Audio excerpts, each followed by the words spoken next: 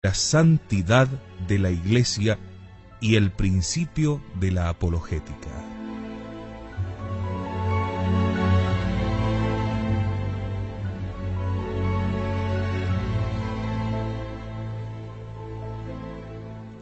Es dogma de fe, incluido en el símbolo de los apóstoles, que la Iglesia es santa.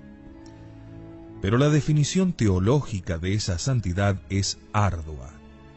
No se trata aquí del concepto de santidad canonizada, ciertamente diversificado a lo largo de los siglos. La santidad del emperador San Enrique II difiere indudablemente de la de San Juan Bosco, y la santidad de Santa Juana de Arco de la de Santa Teresita de Lisieux. Es obvio, además, que no son lo mismo las virtudes en grado heroico objeto de la canonización y la santidad inherente a todos los que están en estado de gracia en cuanto tales.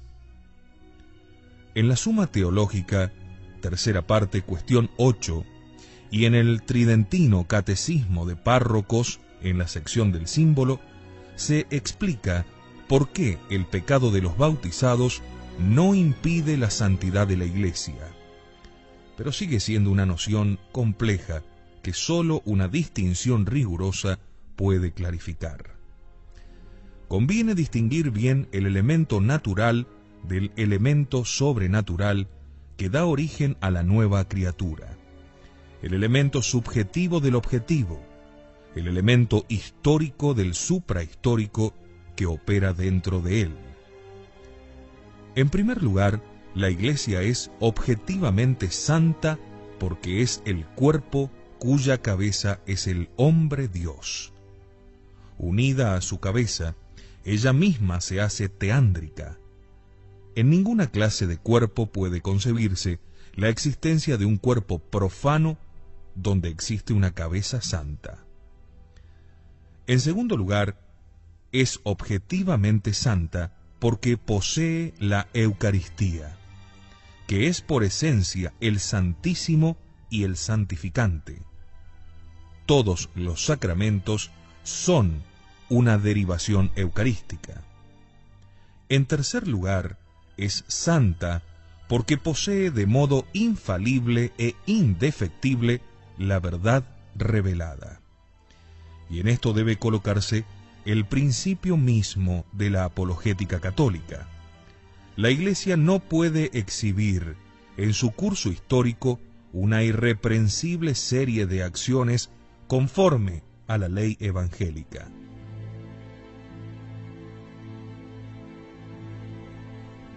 Pero puede alegar una ininterrumpida predicación de la verdad. La santidad de la Iglesia debe buscarse allí, no en esta. Por eso los hombres que pertenecen a la Iglesia predican siempre una doctrina que es superior a sus hechos propios. Nadie puede predicarse a sí mismo, siempre deficiente y prevaricador, sino solamente volver a enseñar la doctrina enseñada por el hombre Dios, o más bien, predicar la persona misma del hombre Dios. Por consiguiente, también la verdad es un constitutivo de la santidad de la Iglesia, ligada perpetuamente al Verbo y perpetuamente contraria a la corrupción, incluida la propia.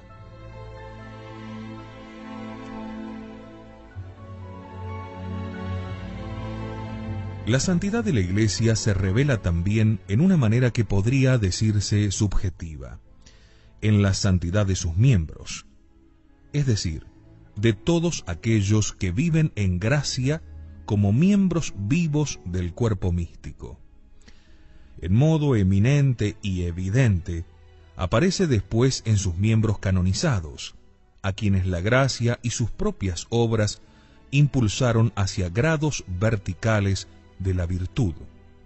Y señalaré una vez más que esa santidad no desapareció ni siquiera en los períodos de mayor corrupción de la sociedad cristiana y del estamento clerical.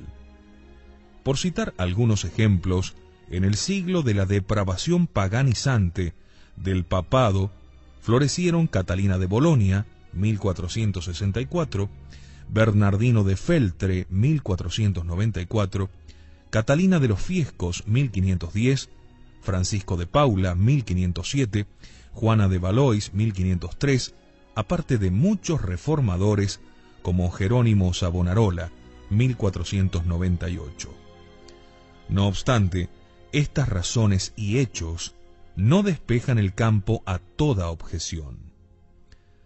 El Papa Pablo VI concedió a los denigradores que la historia misma de la Iglesia tiene muchas y largas páginas nada edificantes.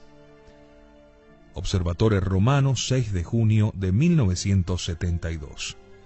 Pero discierne demasiado débilmente aquí el Papa entre la santidad objetiva de la Iglesia y la santidad subjetiva de sus miembros.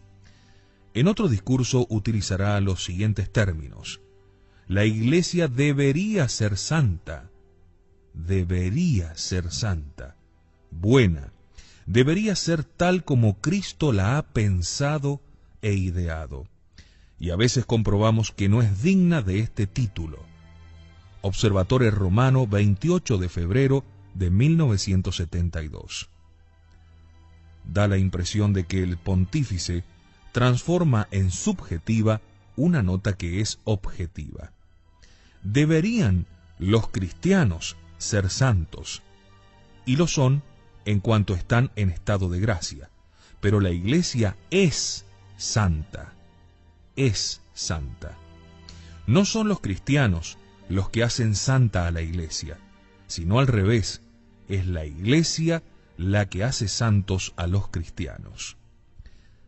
La afirmación bíblica de la santidad irreprensible de la Iglesia, sin mancha, ni arruga, ni nada semejante, de la carta a los Efesios 5:27, conviene de solo manera parcial e incipiente a la Iglesia temporal, aunque claro, también ella es santa. Todos los padres refieren esa irreprensible, absoluta santidad no ya a su estado peregrinante e histórico, sino a la purificación escatológica final. Me parece imprescindible no continuar sin hacer referencia a otro aspecto de la denigración de la Iglesia, porque fue tocado por el propio Papa Pablo VI el día 24 de diciembre de 1965. Dice el Papa: la Iglesia, con su dogmatismo tan exigente, tan definitorio, impide la libre conversación y la concordia entre los hombres. Ella es en el mundo más un principio de división que de unión. Ahora bien, ¿cómo se compatibilizan la división, la discordia, la disputa con su catolicidad y santidad? A esta dificultad, el Papa responde que el catolicismo es un principio de distinción entre los hombres, pero no de división. Y la distinción, dice el Papa, es como la que suponen la lengua, la cultura, el arte o la profesión. Luego, dándose cuenta de lo que había dicho, trata de corregirse diciendo: es verdad que el cristianismo puede ser motivo de separación y de contrastes derivados del bien que confiere a la humanidad. La luz resplandece en las tinieblas y diversifica así las zonas del espacio humano, pero no es propio de ella luchar contra los hombres, sino por los hombres. Este motivo apologético dado por el propio Papa Pablo VI parece débil y es arriesgado. Comparar la variedad de las religiones con la variedad de las lenguas, de las culturas e incluso de los oficios, rebaja la religión, que es el valor supremo, al grado de valores superiores en su género, pero de géneros inferiores.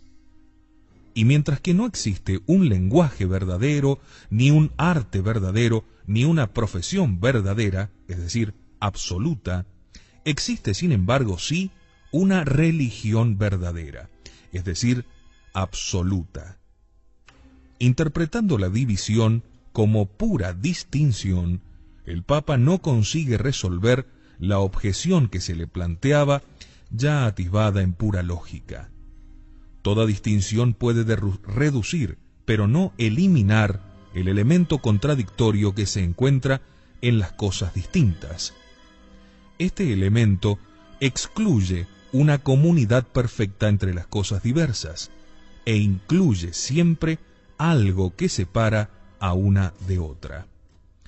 El pontífice pasaba, sin embargo, del orden de la fe, con su dogmatismo exigente y cualificante, al orden de la caridad, o más bien al de la libertad, diciendo: al respeto de cuanto hay de verdadero y de honesto en toda religión y en toda opinión humana, especialmente en el intento de promover la concordia civil y la colaboración en toda clase de actividad buena. En este momento prefiero no entrar en el ríspido tema de la cuestión de la libertad religiosa. Me basta observar que en este pasaje el principio de unidad entre los hombres ya no es la religión, sino la libertad, y que por consiguiente resurge intacta la objeción que el pontífice se proponía resolver, la de que sea el catolicismo un principio de división. Para producir la unión hace falta un principio verdaderamente unitivo, más allá de las divisiones religiosas, y según Pablo VI, este principio es la libertad. Quizá la solución de la aporía entre la universalidad del catolicismo y su determinación por la cual opone y divide, no deba buscarse en un principio de filosofía natural, como son la libertad o la filantropía, sino en un principio de teología sobrenatural. No se puede olvidar que en el texto sagrado nuestro Señor es anunciado como signo de contradicción, San Lucas 2:34, y que la vida del cristiano y de la Iglesia son descritas como una situación de lucha. Conviene, empero, referirse a la superior teodicea de la predestinación, que es ab inicio usque ad consumationem, un misterio de división, de separación y de elección. San Mateo 25, 31, 46. Y esta contraposición, que pertenece al orden de la justicia, no contradice ni al fin del universo ni a la gloria de Dios. El proyecto divino no fracasa porque fracase el destino particular de algunos hombres. Solamente es posible creer fracasado aquel cuando fracase éste, si se confunde el fin del universo con el fin de todos los hombres en particular, o si se dice, como Gaudium et Spes del Vaticano II número 24, que el hombre es una criatura que Dios ama por sí misma y no por sí mismo, como debería decir.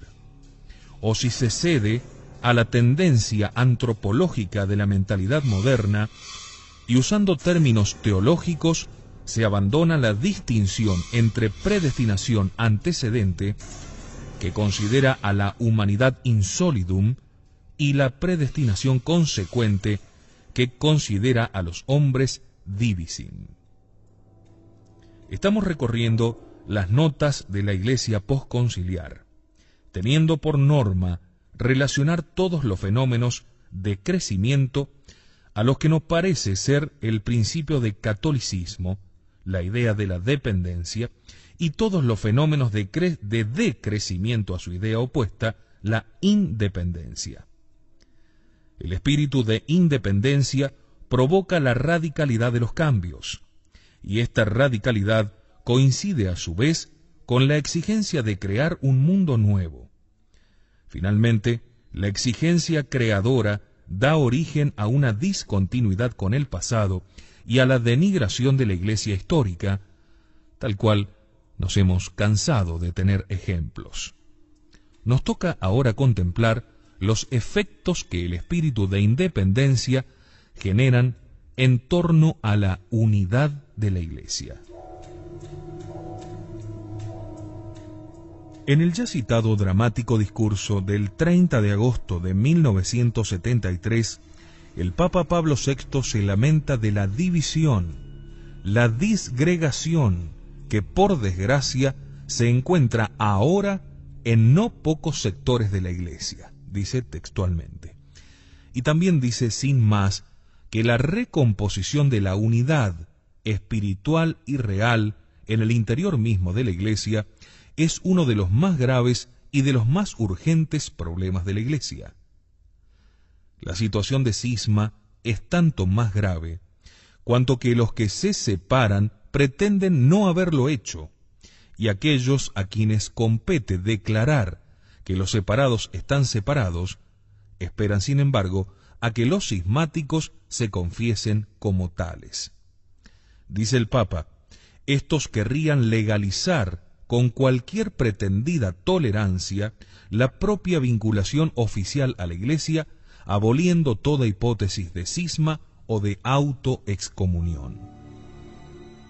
En el discurso del 20 de noviembre de 1976, el Papa vuelve sobre la situación de los hijos de la Iglesia que, sin declarar su ruptura canónica oficial con la Iglesia, están sin embargo en un estado anormal en sus relaciones con ella. Da la impresión de que estas afirmaciones revisten de subjetivismo un hecho que compete a la Iglesia establecer, ya que no basta el sentimiento subjetivo de estar unido a la Iglesia para que subsista el propio hecho de la unión.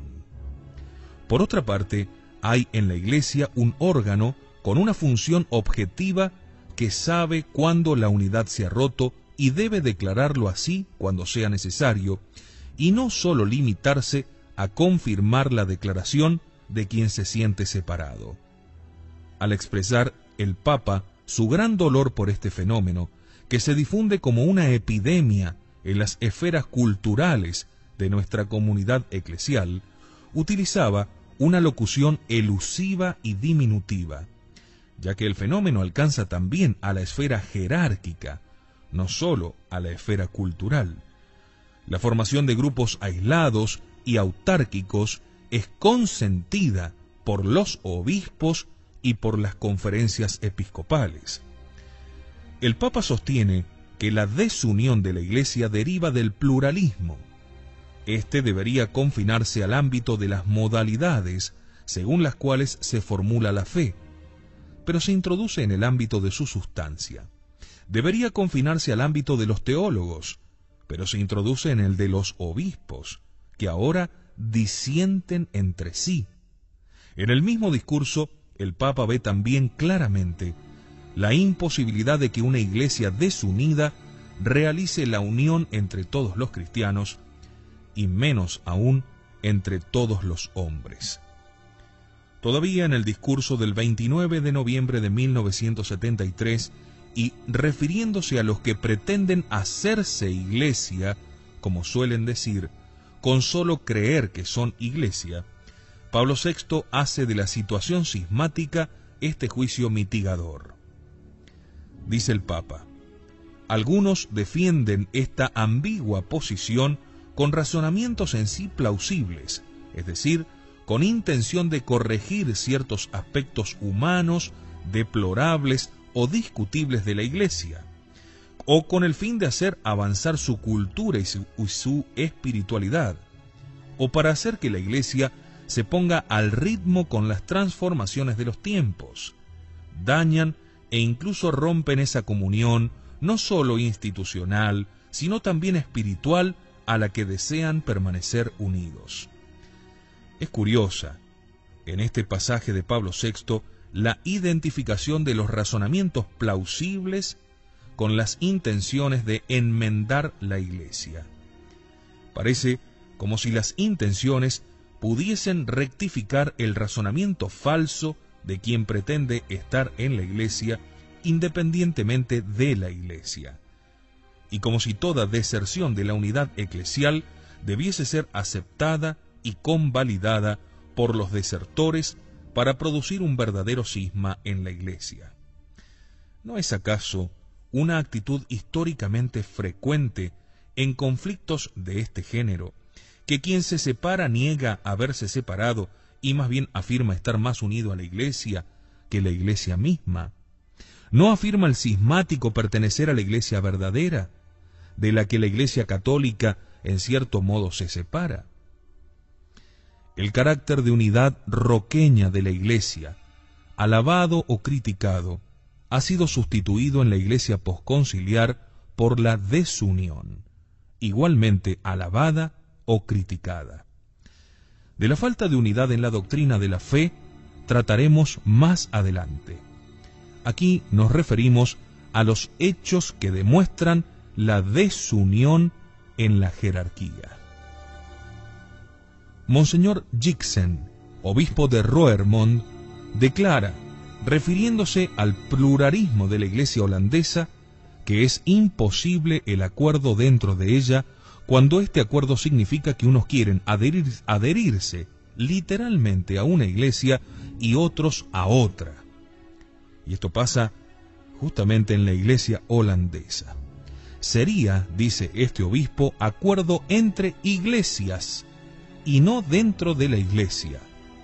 Y al preguntársele si la divergencia entre los obispos holandeses era tan grande como para hablar de iglesias distintas, el obispo Jixen respondió, ciertamente, explicando cómo sus hermanos en el episcopado holandés pretenden que la iglesia romana sea una iglesia par igual a la holandesa, es decir, niegan el dogma católico del primado de Pedro y de sus sucesores. Esto puede leerse textualmente en Giornale del Popolo, 28 de octubre de 1972. El diagnóstico del obispo católico responde punto por punto al de la comunidad evangélica. En realidad, ya no nos encontramos ante un catolicismo, sino ante diversos tipos de catolicismos. Esto puede leerse en La Voce Evangélica, septiembre de 1971, órgano de la Comunidad Evangélica de Lengua Italiana en Suiza. Como vemos, aquí la actitud es profundamente cismática. Pero sin embargo, afirman los holandeses pertenecer todos, los de todas las posiciones, a la verdadera Iglesia Católica. El significado de estos testimonios acerca de la discordia intestina del catolicismo resultará más manifiesto si se reflexiona sobre cómo la sólida concordia de la Iglesia romana había sido siempre contrapuesta, para alabarla o para criticarla, a la pluralidad del protestantismo. La fragmentación que el principio del espíritu privado generó en el protestantismo constituía hasta el Concilio Vaticano II un lugar común de la apologética católica. Un verdadero pluralismo episcopal se desprende de pronunciamientos opuestos acerca de un mismo punto. Por ejemplo, en 1974, los postulados del Sínodo de Würzburg acerca del acceso a los sacramentos de los divorciados bígamos y la participación de los no católicos en la Eucaristía son rechazados por el episcopado alemán, pero propuestos idénticamente por el Sínodo helvético y aprobados por su episcopado. Más aún, en el seno de una misma conferencia episcopal, cualquier miembro puede llevar a cabo actos de disentimiento y de separación. Es la consecuencia del régimen colegial, que al deliberar por mayoría desautoriza a los obispos de la minoría, sin que sin embargo esté precisado el grado de sumisión debido ni de dónde proviene la obligación de someterse. Por un lado, todo obispo queda desautorizado, mientras por otro se le permite juzgar no solamente a su propia conferencia, sino a todos los demás obispos y a todas las demás conferencias. Monseñor Riobé, obispo de Orleans, hizo suya abiertamente en 1974 la defensa de los capellanes catecumenales de Francia, que habían sido expresamente rechazados por la Conferencia Episcopal y por el cardenal Martí. ISI número 537. Por conceder el cardenal Daffner la Basílica de San Bonifacio en Múnich para representar Ave Eva Order der Voll Maria, una obra profundamente ofensiva contra la Santísima Virgen María, recibió públicamente la crítica y las protestas de Monseñor Graver, obispo de Regensburg. Y esto lo hizo un cardenal, uno de los principales cardenales que crearon el Concilio Vaticano II, el cardenal Daffner. Monseñor Arceo, obispo de Cuernavaca, fue reprobado por la Conferencia Episcopal de México por haber sostenido que el marxismo es un componente necesario del cristianismo. Der Fels, agosto de 1978, página 252. Así hablan los obispos.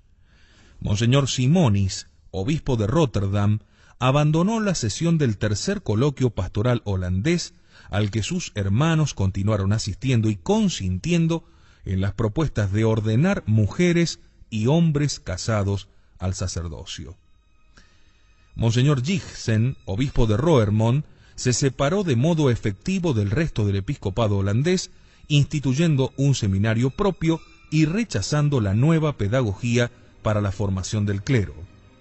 Tras declarar Monseñor Simonis errónea la afirmación de que la Iglesia Católica es solamente una parte de la Iglesia, como intentan decir, ¿no es cierto?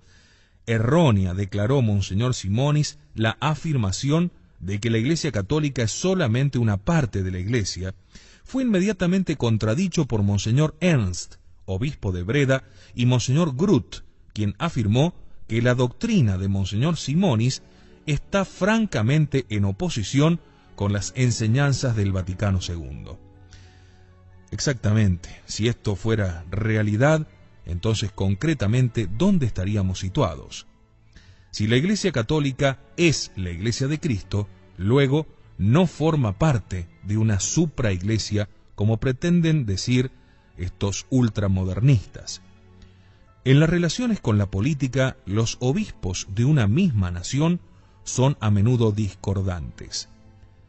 Baste recordar, en las elecciones presidenciales de México, en 1982, la mayoría recomendaba votar a un candidato, mientras que una fuerte minoría era partidaria de un partido opuesto. Es significativa también la contraposición entre los obispos franceses y los italianos acerca del comunismo. Los italianos establecieron la incompatibilidad entre ser cristianos y adherirse al marxismo ateo. La libertad de opción en las cosas políticas está limitada por esa incompatibilidad objetiva. Por el contrario, en su conferencia de 1975, los obispos franceses retiran la misión a todos los grupos juveniles y de acción católica y obrera y deciden dar libertad a los movimientos para realizar las opciones políticas que deseen. Las organizaciones sociales, específicamente católicas, son disueltas porque ningún movimiento puede jamás expresar, dicen, en sí mismo la plenitud del testimonio cristiano evangélico. Además de la discrepancia de doctrina entre los dos episcopados, son relevantes los motivos aducidos por los franceses. Suponen que todas las formas de testimonio son especies equivalentes de un mismo género y que no existen especies opuestas a ese género. De paso, acusan a la Iglesia de defectibilidad, pues necesitaría al marxismo para dar un testimonio integral, y preconizan un sincretismo en lo social en el que las contraposiciones de ideas serían completamente obliteradas y destruidas.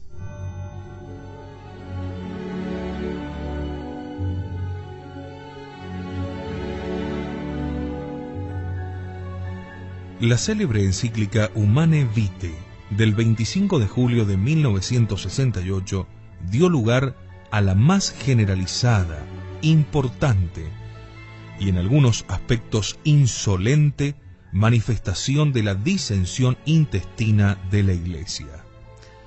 Sobre ella publicaron documentos casi todas las conferencias episcopales, unas asintiendo, otras disintiendo. No es una novedad en la Iglesia la aparición de documentos episcopales con ocasión de enseñanzas o decisiones del Papa. Basta recordar cuántas cartas de obispos a sus diocesanos vieron la luz durante el pontificado de Pío IX. Lo novedoso es que tales cartas no expresen un juicio de consenso, sino un juicio de revisión, como si hubiese dejado de existir el principio de que prima sedes anemine iudicatur, nadie juzga la sede primera. Nadie ignora lo vivaz que fue la oposición sobre el fondo o sobre su oportunidad histórica al dogma de la infalibilidad pontificia, ni cómo se puso de manifiesto tanto en la controversia histórico-teológica como en los debates del Vaticano I. Por ejemplo, los obispos alemanes no se pusieron de acuerdo sobre las obras de Dollinger, condenadas por Monseñor Ketteler, obispo de Maguncia, pero admitidas por otros obispos. Sin embargo, cuando el dogma fue definido, en el espacio de pocos meses, todos sus oponentes se adhirieron a él. Las definiciones pontificias no sólo fijaban los términos de la verdad disputada, sino que también ponían fin a la disputa, por ser absurdo que la doctrina de la Iglesia deba encontrarse en un régimen de perpetuo referéndum. Sin embargo, habiendo establecido el Concilio Vaticano II el principio de la colegialidad en especie y en general de la corresponsabilidad de todos en todo, la encíclica de Pablo VI se convirtió en un texto susceptible de lecturas dispares, según la hermenéutica tratada en el número 50 de este trabajo. Y no solo los obispos, sino los teólogos, los consejos pastorales, los sínodos nacionales, la totalidad de los hombres, creyentes o no creyentes, comenzaron a debatir esta enseñanza del Papa y a censurarla. No voy a citar las innumerables publicaciones sobre la encíclica Humane Vitae.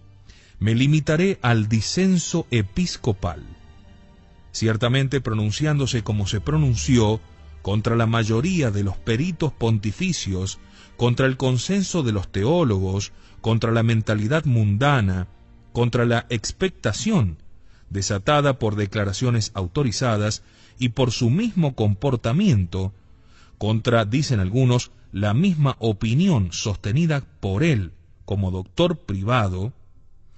Pablo VI llevó a cabo el acto más importante de todo su pontificado.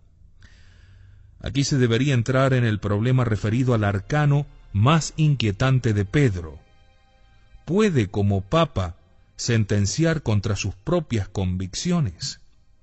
¿En qué consiste esta dualidad de personas y cuál es el papel del confesor del Papa, que es el juez de su conciencia?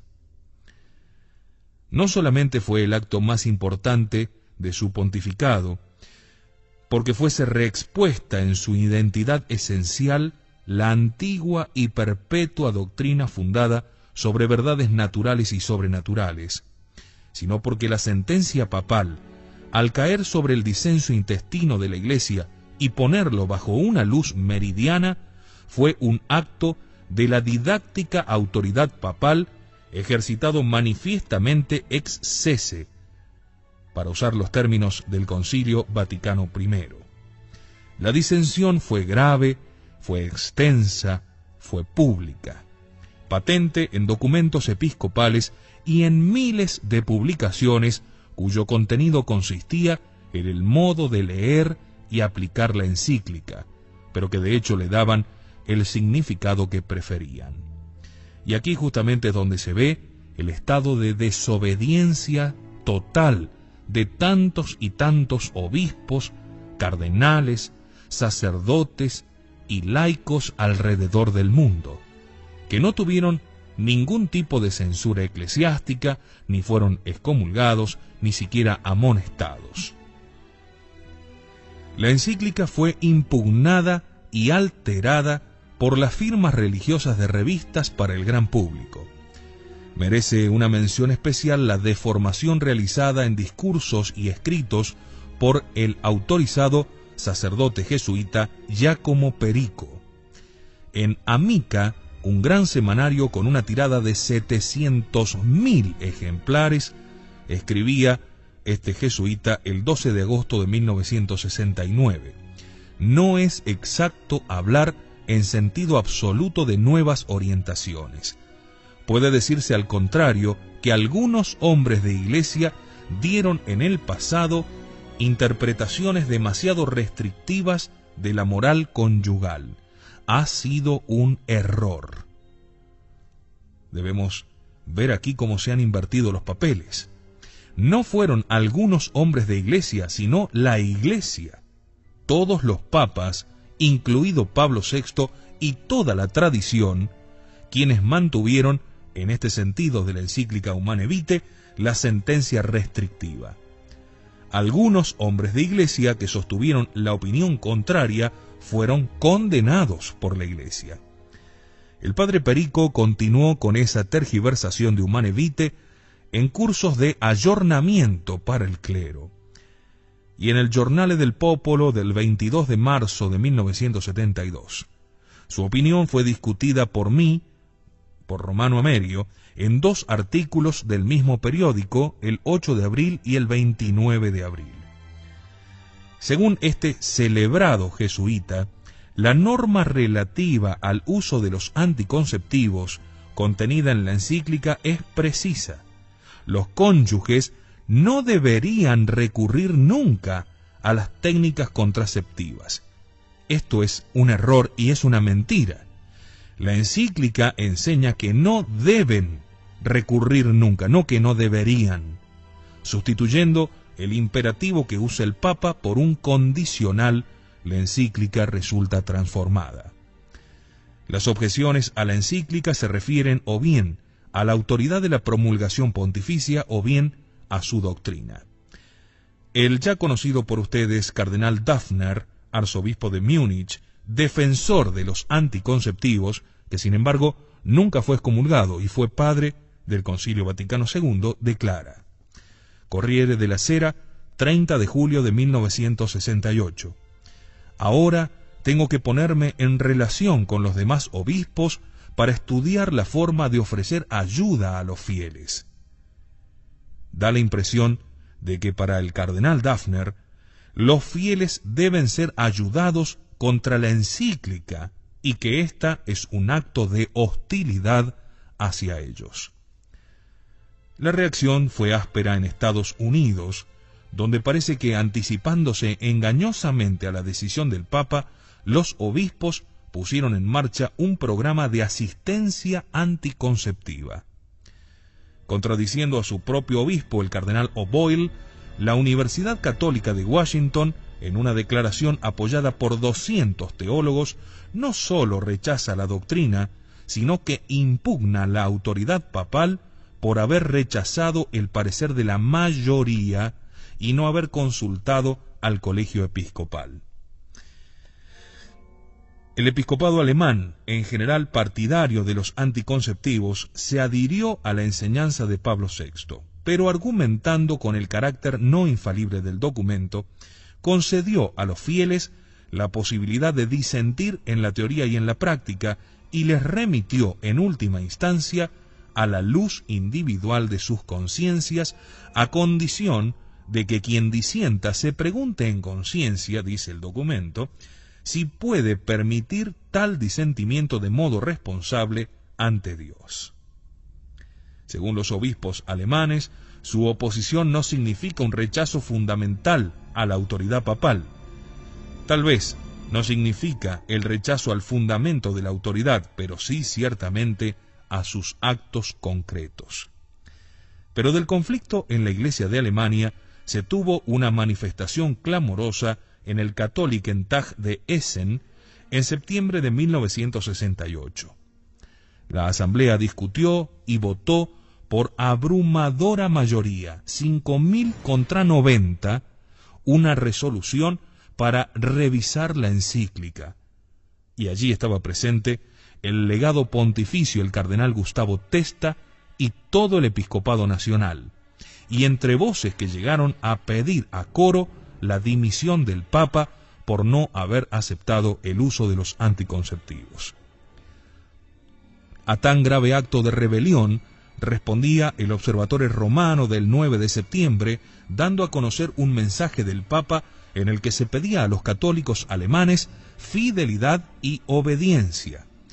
El rechazo a la encíclica continuó, sin embargo, en el Sínodo suizo de 1972, en el Sínodo germánico de Würzburg y en la Declaración de Königstein. El mayor diario del catolicismo helvético, Das Vaterland, no ha aprobado ni rechazado hasta hoy estas protestas. La división entre los católicos de Alemania y de estos con la sede romana continúa y se pone en evidencia cada vez más.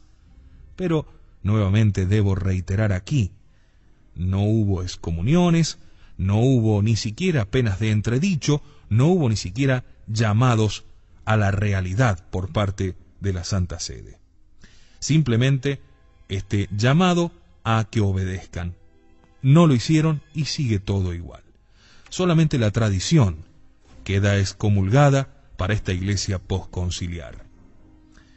También se manifestó una profunda división en la iglesia de Inglaterra, donde Monseñor Roberts, arzobispo de Bombay, se opuso en la radio a Monseñor Beck, arzobispo de Liverpool, impugnando vivamente la encíclica Humane Vitae. The Tablet, la mayor publicación católica inglesa, generalmente fiel a la ortodoxia, sorprendió con una protesta contra la encíclica y reivindicando el derecho y el deber de protestar cuando la conciencia lo exige. Se convierte ahora a la conciencia, interrogada según las luces individuales, en la norma reguladora de la moralidad. En la iglesia holandesa, que se encontraba en estado de rebelión, de independencia y de experimentación precismática, la oposición a la Humane Vitae fue clara y generalizada. El cardenal Alfrink, otro de los padres del Concilio Vaticano II, sostenía que al no ser infalible, la conciencia individual sigue siendo la norma más importante. Así hablan los cardenales, aunque no cayó del todo la obligación del creyente de conformarla a las enseñanzas del magisterio. El vicario general de la diócesis de Breda declaró en la televisión que los fieles debían continuar conduciéndose según su propia conciencia. La comisión del Consejo Pastoral para la Familia calificó la encíclica de incomprensible y frustrante y anunció querer continuar su propio camino. Todos están de acuerdo en que la cuestión definida por el Papa sigue estando abierta y en disputa. Como vemos, la autoridad papal, venida totalmente a menos, y todos en un estado de franca rebeldía por el tema de la anticoncepción, y sin embargo no hay penalidades. También la fuerza última de la conciencia individual es el motivo dominante en los obispos canadienses. Introducen además el concepto de conflicto entre deberes, que al presentarse en situaciones concretas, que sólo los cónyuges conocen de modo completo, solamente puede ser apreciado y decidido por ellos. La norma sobre el actuar va entonces a regir según la ley interna del hombre. Este es uno de los principios del liberalismo, de la revolución modernista dentro de la Iglesia y justamente contra una encíclica del Papa. El católico jamás pensó así. Esta visión nunca estuvo dentro de la Iglesia. Pero como vemos, conferencias episcopales enteras, cardenales, sacerdotes, laicos, todo el mundo estaba contra el Papa cuando el Papa actuaba como Pedro, y en consonancia con la tradición. Más manifiesta es la separación respecto a la enseñanza papal en los obispos franceses. Contra la doctrina de Humane Vitae 10, de que no es jamás lícito querer un acto intrínsecamente malo y por consiguiente indigno de la persona humana, incluso si se tiene la intención de salvaguardar un bien individual o familiar, los obispos sostienen, los obispos franceses, que en un conflicto de deberes la conciencia puede buscar delante de Dios qué deber es mayor en cada circunstancia. De este modo, contrarían la teoría tradicional y del Papa, según la cual ese balance de opciones se admite solamente cuando no está en cuestión un acto de suyo desordenado, como es el acto anticonceptivo. Lo que es intrínsecamente ilícito no se hace lícito bajo ninguna condición. En realidad, el conflicto de deberes es solamente subjetivo y psicológico, nunca objetivo y moral. Enseñar que el deber ha de ceder siempre que encuentre una dificultad humanamente insoportable es el error siempre combatido por la religión, para la cual no hay padecimiento, ni la muerte siquiera, que exima del deber.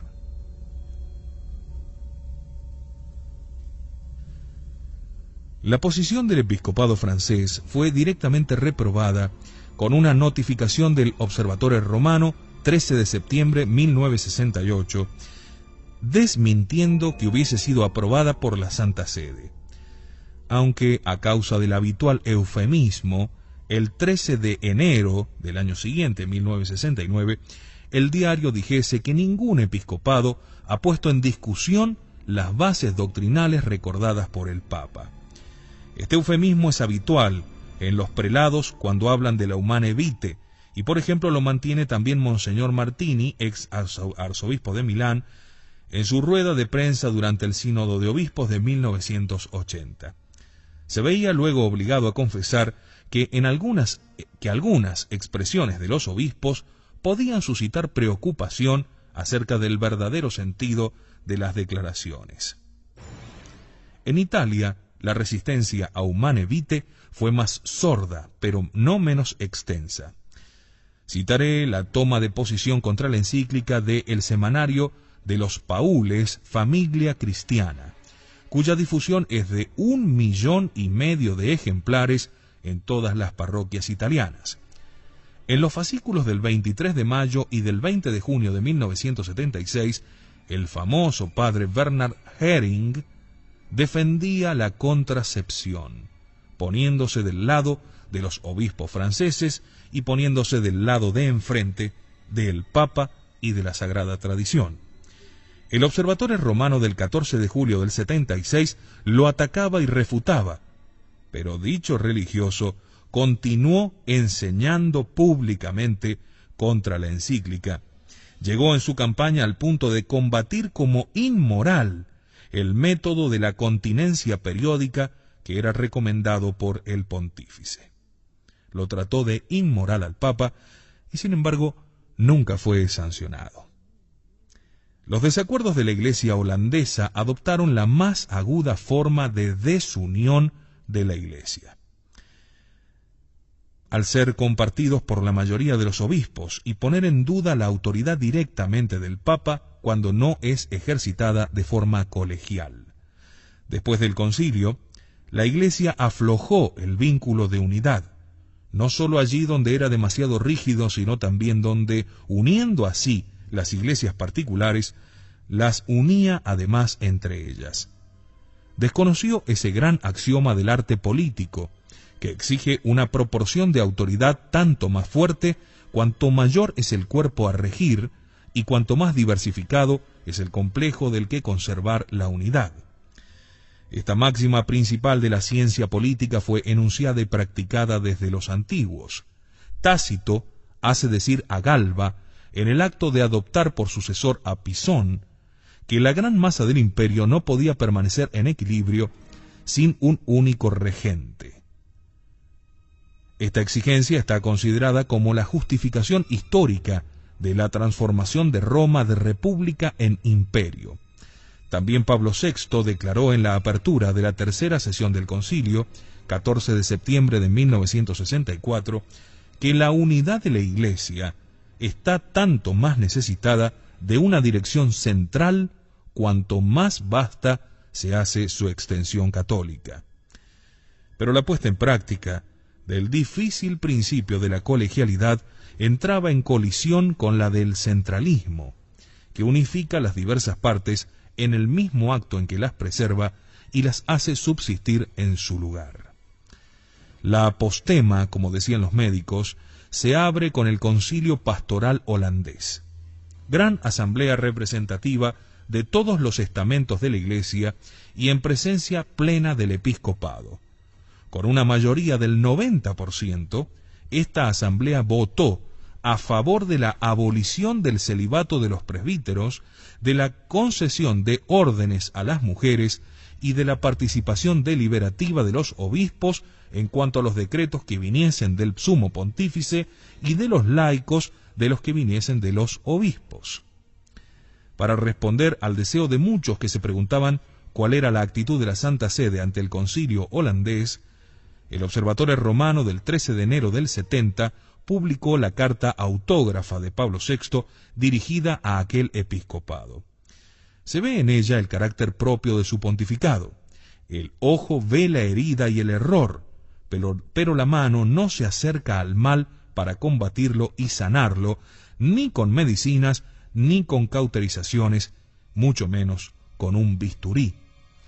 Pablo VI no puede esconder, traducimos, que los informes sobre ciertos proyectos admitidos por el episcopado como base de discusión, así como ciertas afirmaciones doctrinales que figuran en ellos, le dejan perplejo y le parece que merecen serias reservas. El Papa expresa después fundadas reservas sobre el criterio de representatividad de los católicos holandeses en aquella asamblea plenaria. Dice estar profundamente impresionado porque el Vaticano II es rarísimamente citado y los pensamientos y proyectos de la asamblea holandesa no parecen armonizarse en modo alguno con los actos conciliares y papales. En particular, la misión de la Iglesia se presenta como puramente terrena, el ministerio sacerdotal como un oficio conferido por la comunidad, el sacerdocio disociado del celibato y atribuido también a las mujeres. Y no se habla del Papa más que para minimizar su función y los poderes que le han sido confiados por Cristo. Ante tal denuncia de errores, que alcanzan a veces la esencia de la Iglesia, como la negación del sacerdocio sacramental y del primado de Pedro, el Papa pone como conclusión en el original francés estas palabras: nuestra responsabilidad de pastor de la Iglesia Universal nos obliga a preguntarnos con toda franqueza: ¿qué pensáis que nos podríamos hacer para ayudaros, para reforzar vuestra autoridad, para que podáis superar las actuales dificultades de la Iglesia en Holanda? Es evidente que la denuncia anterior del Papa sobre el ataque de los holandeses a artículos esenciales del sistema católico exigía que los obispos fuesen invitados a reafirmar la fe de la Iglesia sobre aquellos puntos. Pero en vez de exigir esa reafirmación de la fe, Pablo VI ofrece a los obispos holandeses sus servicios para ayudarles a reforzar su autoridad, cuando realmente la que estaba siendo desconocida era la de él, no la de ellos.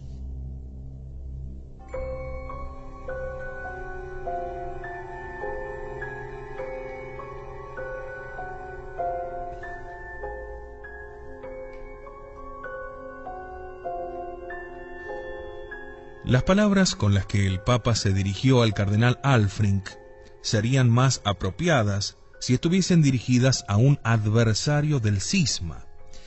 De modo peculiar suenan también aquellas con que se conforta a sí mismo, considerándose reforzado por el apoyo de muchos hermanos en el episcopado. Es duro para el Papa no poder decir que siente el apoyo de todos los hermanos en el episcopado, deberse apoyar solamente sobre el número, que no constituye un principio en ningún orden de los valores morales, es realmente lamentable. La debilidad de la actitud del Papa Pablo VI se hace patente también a posteriori. Refiriéndose al cardenal Alfrink, a los principales puntos censurados por el pontífice, aún llegaba a declararle al Corriere della Sera el 30 de enero, después del envío de la carta del Papa, que la cuestión no debía ser resuelta por una autoridad central, sino según el principio de colegialidad, es decir, por el colegio episcopal del mundo entero cuya cabeza es el Papa. Olvidaba el prelado que el colegio es consultivo y que incluso así limitada su autoridad viene del Papa, afirmando después que un cisma solo puede existir en materia de fe. Caía en un error formal al confundir el cisma con la herejía. Cisma es la separación de la disciplina y el rechazo de la autoridad. Santo Tomás la trata como un pecado contra la caridad, mientras que la herejía lo es contra la fe. Pero la desunión de la Iglesia, palpable en la desunión de los obispos entre sí y con el Papa, es el hecho ad extra. El hecho ad intra que lo produce, en realidad, y donde debemos buscar el verdadero origen, es la desistencia de la autoridad papal misma, de la cual se propaga a cualquier otra autoridad. Sea cual sea el tipo de sociedad sobre la que se ejercita, la autoridad es una función necesaria, según algunos, directamente constitutiva para ella, consistente siempre en una multitud de voluntades libres que deben unificarse. Esta unificación, que no es una reducción ad unum de todo, sino una coordinación de todas las libertades en una unidad intencional, es la finalidad de la autoridad, la cual debe dirigir hacia el fin social la libertad de los hombres asociados, prescribiendo los medios, es decir, el orden para conseguirlo. Por lo tanto, el acto de la autoridad es doble, puramente racional en cuanto descubre y promulga la regla del obrar social, y sin embargo práctico en cuanto ordena dicho orden, disponiendo las partes del organismo social en función suya. Este acto segundo de la autoridad se denomina gobernar.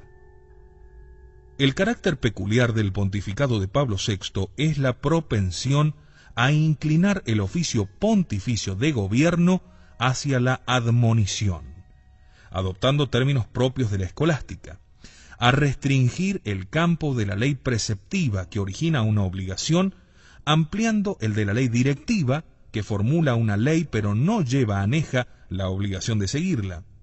De esta forma, el gobierno de la Iglesia resultó profundamente disminuido, y dicho bíblicamente, como dice el profeta Isaías 59:1, quedó recortada la mano de Dios.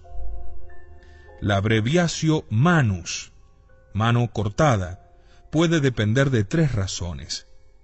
O el Papa tenía un conocimiento imperfecto de los males, o el Papa tenía una falta de fuerza moral, o de un cálculo de prudencia que no pone manos a la obra de remediar los males percibidos, porque estima que así los agravaría en vez de curarlos. El Papa Montini estaba inclinado a la enervación de su potestad por una disposición de su carácter. Esto está confesado en su diario íntimo, confiado al Sacro Colegio, también en el discurso del 22 de junio de 1972, por el 9º aniversario de su elevación al pontificado. Dice así Pablo VI: quizá el Señor me ha llamado a este servicio no porque yo tenga aptitudes o para que gobierne y salve la Iglesia en las presentes dificultades, sino para que yo sufra algo por la Iglesia y aparezca claro que es Él y no otros quien la guía y la salva. La concesión que hace aquí Pablo VI es verdaderamente notable. Una concepción diametralmente opuesta fue la de Juan XXIII, que en el lecho de muerte decía a su médico: un papa muere de noche porque de día tiene que gobernar a la Iglesia. Esta confesión, decíamos, de Pablo VI es notable, porque tanto desde un punto de vista histórico como teológico excede toda expectativa que Pedro, encargado por Cristo para conducir la nave de la iglesia, gobernar es en efecto una derivación del náutico pilotar, parezca renuente a tal servicio y se refugie en el deseo de padecer por la iglesia. El papado supone un servicio de operación y de gobierno. El acto de gobernar es extraño a la índole y a la vocación de Montini. No encuentra en su propia interioridad el modo de unir su alma con su propio destino. Al dejar prevalecer las propensiones de su carácter sobre las prescripciones del oficio del Papa, parece reconocer un mayor ejercicio de humildad en padecer que en obrar por oficio. Desconozco si existe algún fundamento para este pensamiento. Es cierto que proponerse padecer por la Iglesia sea mayor humildad que aceptar actuar por la Iglesia. Parece inconcebible a la postura católica. Al haber considerado el Papa su función como la de quien da reglas directivas, pero no ordena con reglas preceptivas, se produce después en él la persuasión de que en el cumplimiento del deber directivo se consuma la misión de Pedro. Esto aparece claramente en la carta al arzobispo Marcel Lefebvre, 2 de diciembre de 1975. En ella, una vez reconocida la gravísima condición de la Iglesia, dolorida por la caída de la fe, por las desviaciones dogmáticas, por el rechazo de la dependencia jerárquica, el Papa reconoce igualmente que le compete más que a nadie concretar y corregir las desviaciones, y pronto proclama no haber cesado jamás de elevar la voz, rechazando tales desenfrenados y excesivos sistemas teóricos y prácticos. Finalmente, protesta diciendo: en realidad, nunca ni de ninguna manera nos hemos dejado de manifestar nuestra solicitud por la conservación en la Iglesia de la auténtica tradición. Ahora bien, entre las partes integrantes del Supremo Oficio se enumeraron siempre los actos de gobierno, es decir, de potestad jurídica y coercitiva, sin los cuales la enseñanza misma de las verdades de fe se queda en pura enunciación teórica y académica. Para mantener la verdad son necesarias dos cosas.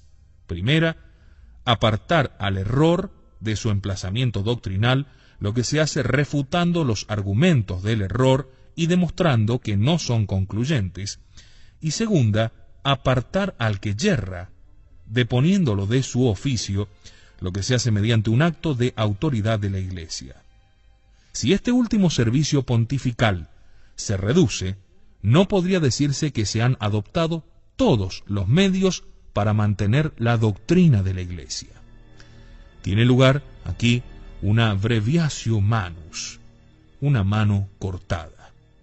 Se difunde entonces, sin encontrar suficiente impedimento, un concepto reducido de la autoridad y de la obediencia, a la que corresponde un concepto engrandecido de la libertad y de lo opinable.